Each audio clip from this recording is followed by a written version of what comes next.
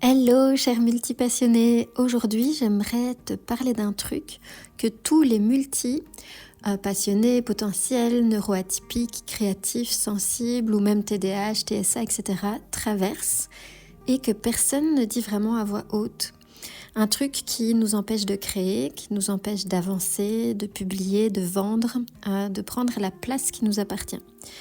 Et j'ai pris quelques notes parce que pour être un peu structurée, c'est un message mais tellement important que j'ai vécu à toutes les étapes de mon entreprise et que je constate chez toutes mes clientes. C'est vraiment un truc hyper bloquant et je trouve que c'est une distorsion qui est presque insupportable et maladive à observer. Enfin voilà, je t'explique. Ce truc, c'est une distorsion entre ce qu'on est réellement et ce qu'on croit être en tant qu'entrepreneur multi, parce qu'on est aux premières loges pour tout voir. Aux premières loges de nos inconstances, de nos zones d'ombre, de nos pics d'énergie, suivis de nos immobilités, de nos phases de motivation, puis parfois de nos périodes où tout va se figer. En fait, on voit tout de l'intérieur. Et alors on se juge. On se juge super fort et beaucoup trop fort, voire même, j'ai envie de dire, de façon vraiment violente. Dans ce jugement, je crois qu'on oublie l'essentiel. En fait, il y a un jour, récemment, où j'ai réalisé que j'avais complètement oublié mes propres accomplissements. Et je vais te raconter un petit peu ce qui s'est passé. Comme toi, tu sais que je suis multi, on peut dire carrément jusqu'au bout des ongles. Et comme toi, je doute. Comme toi, je suis souvent persuadée d'être moins bien que les spécialistes, ceux qui sont ultra focus sur une seule chose depuis 10 ans ou plus, ou parfois moins, mais tout simplement en ne faisant qu'une seule chose, inévitablement, ils ont tendance à gagner du terrain et eux s'épanouissent comme ça, mais c'est pas forcément notre fonctionnement. Et donc du coup, quand moi je me perçois comme moins bien, dans ces moments-là, je ne regarde que ce que je n'ai pas fait, ce que je n'ai pas tenu, ce que je n'ai pas finalisé, ce que je n'ai pas, tout ce qui a été imparfait, et la différence entre l'espèce de blueprint que j'avais dans la tête, la barre qui était très haute, ce que j'avais imaginé que je ferais, ce qui est dans la réalité, et moi je ne vois que l'écart. Je me blâme, je me compare, je me juge.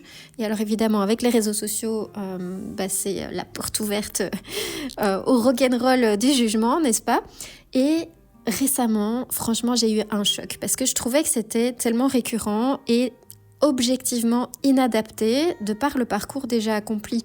Si je reprends le début de mon entreprise, et la quantité de jugement qu'il peut y avoir sur ce qui n'a pas été accompli, pas fait, etc. Je sais très bien qu'il y a une distorsion.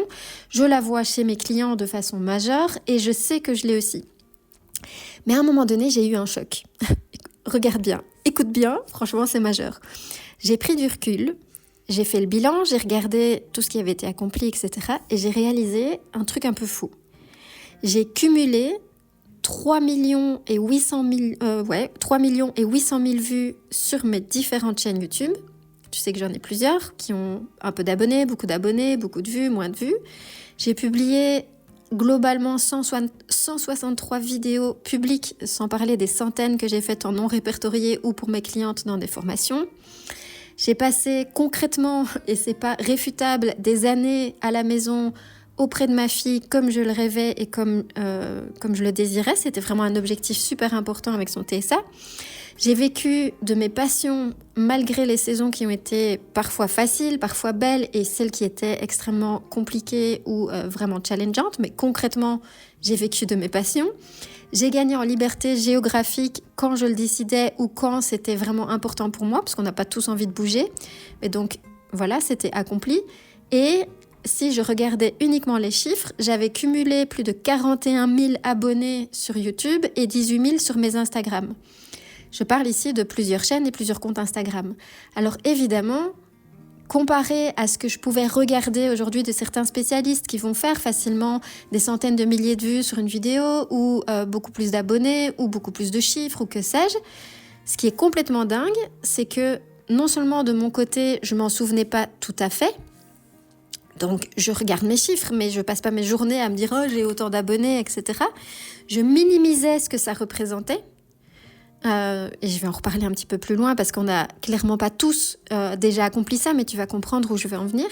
J'étais trop occupée à m'auto-flageller pour ce que je n'avais pas encore atteint ou ce qui était différent entre ce que je voulais atteindre et ce qui était dans la réalité, ou trop occupée à regarder tout simplement les résultats des autres mieux accomplis ou mieux aboutis ou plus spécialistes.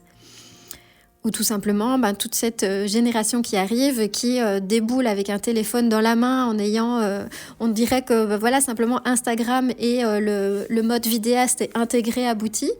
Or, clairement, quand moi j'ai commencé il y a 8 ans, c'était déjà un luxe quand on avait une chaîne YouTube, un compte Instagram et un blog. Et rien que d'avoir accompli ça, c'était déjà un gros morceau. Mais aujourd'hui, en fait, les années passant, j'ai commencé à minimiser ça et à me dire tout ça ne vaut rien comparé à ce qui est aujourd'hui. Et tout à coup, j'ai pensé à tous ceux qui commencent aujourd'hui et qui n'ont pas le même, on va dire, confort que moi j'avais il y a 8 ans. C'est qu'il y a 8 ans, il n'y avait pas cette proximité avec autant de concurrence. C'était pas haute. Alors évidemment, c'était plus difficile pour moi parce que j'avais moins d'exemples de mon niveau pour débuter et de preuves que les gens pouvaient vraiment vivre comme ça, générer des revenus en ligne, etc. Aujourd'hui, il y a 1 million d'options, mais il y a aussi 1 million de comparaisons possibles et des gens qui débarquent en étant comme déjà compétents. Ils se sont réveillés compétents, on dirait. En tout cas, c'est ce que nous, on voit de l'extérieur. Et c'est de ça dont je veux parler aussi. Mais ce qui est certain, c'est que si la version de moi qui débutait il y a quelques années voyait ça, qu'est-ce qu'elle dirait ? Franchement, je crois que si je m'étais reprise par la main dans les premières semaines et premiers mois de mon entreprise et de la communication que je devais faire et des projets que j'avais, que ce soit les programmes en ligne, les chaînes YouTube, le blog, les Instagram, etc., je crois qu'elle serait en larmes de voir le chemin, qu'elle serait fière, qu'elle serait impressionnée, qu'elle serait rassurée certainement, que tout ça n'a pas servi à rien et qu'elle me prendrait par les épaules en me disant « Mais comment est-ce que tu oses constamment penser que t'es pas assez, que t'as pas fait assez, que t'es pas suffisante juste parce que le décalage est trop grand dans ton esprit ou trop grand dans ce que tu observes des autres aujourd'hui. » Et toi, finalement, c'est la même chose, c'est-à-dire que tu te juges avant même d'avoir commencé. Parce que là, je te parle de moi, mais en réalité, ce que je viens de dire, c'est pour toi aussi. Et toi, évidemment, je me doute que peut-être que tu n'as pas encore 163 vidéos publiques, des centaines en ont répertorié, 4 millions de vues ou je ne sais pas combien de dizaines de milliers d'abonnés. Mais la distorsion, elle est déjà là. Déjà, le but, ce n'est pas forcément d'avoir ces millions et ces vues.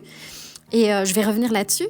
Mais la distorsion, elle est surtout dans on voit ce qu'on n'a pas fait, on voit ce qui n'est pas parfait, on voit notre manque de constance, on voit notre énergie qui fluctue, on voit qu'on n'est pas aussi bon que les spécialistes, par exemple, et on en conclut, ou peut-être que toi tu en conclus que tu devrais même pas commencer, que t'es pas prêt, que t'es pas légitime, que t'es pas assez bon, pas assez stable, pas assez régulier, pas assez. Alors tu figes et tu postes pas, tu vends pas, tu dis rien, tu montres rien, tu gardes tout pour toi. Et ça, je le vois à tous les niveaux. Je le vois déjà chez moi et je le vois chez mes clientes, quel que soit le niveau. Avant de commencer, en ayant un peu commencé, à mi-chemin, à 3/4 chemin, peu importe en fait. Et c'est exactement la même distorsion que moi. Mais appliquée à quelqu'un qui n'a même pas encore laissé la chance finalement à son futur, à sa version future de briller. Et la vérité en fait, c'est que ta valeur, elle ne se voit pas de l'intérieur. Toi aussi, la version de toi dans 2 ans, dans 5 ans, tu la regarderas avec tendresse et tu te diras, t'avais déjà tout en toi, mais t'avais juste pas commencé, en fait. C'est tout. Et les spécialistes, ils sont peut-être plus techniques, plus constants, plus carrés ou plus quelque chose. Mais toi, t'as autre chose. T'as peut-être une sensibilité qui touche, une créativité qui surprend, une vision qui ouvre des portes, qui connecte, un vécu que personne n'a inévitablement, une manière de transmettre qui est humaine, authentique, vibrante ou une façon unique de connecter des points par exemple. Et des forces que toi tu ne vois même pas parce que tu vis avec tous les jours. Et le problème c'est pas ton niveau. Et je ferai quand même un petit aparté là-dessus, parce qu'évidemment qu'on ne peut pas faire n'importe quoi. Le problème, c'est vraiment la perception de notre niveau. Et la conviction complètement tordue qu'on peut donner pendant des années autant d'énergie qu'on veut à apprendre et à évoluer. On continue à avoir cette perception et cette distorsion de « on n'a rien à apporter, on n'a rien à dire » et les gens vont voir que c'est pas assez. T'imagines, franchement, c'est la violence qu'on a envers nous, en fait. Le chemin, Évidemment, c'est pas d'être le meilleur. Le chemin, c'est de créer un pas, puis un autre, même si tu as peur, même si tu doutes, même si d'autres font mieux, et c'est inévitable que d'autres font mieux, même si c'est pas parfait, c'est aussi inévitable, et même si tu sais que tu pourrais faire plus. Et c'est là le plus difficile, c'est que nos tempéraments, parfois perfectionnistes, parfois durs envers nous-mêmes, en fait, on sait tellement qu'on pourrait faire plus qu'on fait pas. Et puis au fond, notre vrai objectif, ça a forcément pas été d'avoir 4 millions de vues, d'être une machine à publier, d'être un expert monotâche, de plaire à tout le monde, de devenir ce spécialiste comme une machine en fait. Notre objectif, on doit tout le temps s'en rappeler, celui qui est plus vrai pour nous, celui qui est plus profond, qui est plus viscéral pour nous. Il faut s'y raccrocher parce qu'il faut s'en rappeler tout le long du chemin pour ne pas se comparer autant. C'est en tout cas de vivre une vie où tu crées, de vivre une vie où tu transmets, où tu vibres, où tu as envie de te lever, où tu peux rester chez toi si tu veux, ou partir en van life si ça t'appelle, ou tu peux par exemple changer régulièrement de source de revenus sans culpabiliser, ou alterner parce que ça t'équilibre, ou faire des phases, des saisons, 6 mois dans tel truc et 6 mois dans autre chose, où tu construis une entreprise en fait qui est sur mesure par rapport à ton rythme, tes forces, tes besoins et tes limitations, et où tu existes pleinement dans ce que tu fais et que ça correspond à tes besoins primaires, obligatoires, progressivement avec le temps. Et ça, ça commence aujourd'hui, en fait. Pas quand tu seras parfaite, pas quand tu seras spécialiste et pas quand tu sauras faire comme eux. C'est en le faisant, en fait, que tu te rapproches d'une clarté de ce que tu peux apporter parce qu'il y a des réponses, à un moment donné, du public ou de ce qu'il y a en face qui sont irréfutables. Donc ça commence quand tu publies la première version, puis la version suivante de toi. Même quand tu sais qu'il y aura 1000 améliorations derrière. Alors j'ai envie de te laisser un peu avec une question. Si tu savais que ta future version allait accomplir des choses que tu peux même pas imaginer aujourd'hui, est-ce que tu oserais commencer maintenant ou est-ce que tu lui dirais non, autant pas commencer parce qu'en fait cette version de toi elle existe déjà et elle attend seulement que tu fasses le premier pas. Et crois-moi, t'es bien plus prête que tu ne le crois, et t'es bien plus compétente que tu ne le vois, t'es bien plus légitime que ce que ton cerveau te raconte, et t'as aucune idée de ce que tu portes déjà en toi, c'est pas toi qui vas pouvoir évaluer ça. J'aime bien cette phrase d'ailleurs qui dit parfois que quand on veut impacter le monde, en réalité il faut juste faire ce qu'on a à faire, et laisser le monde décider si ça les impacte, tu vois, mais fais ce que t'as à faire. Y a des gens que ça impactera pas et puis des gens que ça impactera et que tu pourras même pas mesurer à quel point. Mais moi, je vois ça chez chacune de mes clientes. Et puis, ponctuellement, je m'en rappelle pour moi et je tombe de ma chaise, en fait. Voilà, je voulais juste te rappeler que même si tu as accompli beaucoup, même quand tu progresses, la distorsion, elle peut être encore là. Du coup, tant qu'à faire, j'ai envie de dire, autant la naviguer en ayant déjà posé les actions les unes derrière les autres parce que ça aide quand même à un moment donné à s'appuyer sur un parcours impossible à ignorer, tellement il est tangible. Donc, est-ce que j'ai accompli tous mes objectifs et mes désirs ? Non. Mais est-ce que c'est une preuve mesurable pour la version de moi qui, à l'époque, n'avait même pas conscience que vivre comme ça, c'était possible ? Mais clairement, je me souviens encore de certaines phases de ma vie où je croyais que j'allais devoir faire 50 ans la même chose et que ça serait toujours un patron qui déciderait quand j'ai le droit de rester 24 heures chez moi parce que je suis malade. Clairement, j'ai coché de nombreux buts dans ma vie, mais maintenant le chemin, surtout pour des tempéraments comme nous, c'est de tolérer qu'on se foire, se foirer vraiment parfois, dans des étapes et qu'on s'améliore et on se met à jour, on peaufine les choses, on pivote et oui, il y a des passages difficiles, mais c'est le chemin, c'est le vrai et c'est celui d'un business que tu crées sur mesure, c'est pas celui où tu consacres toute ta vie aux rêves et aux projets de quelqu'un d'autre.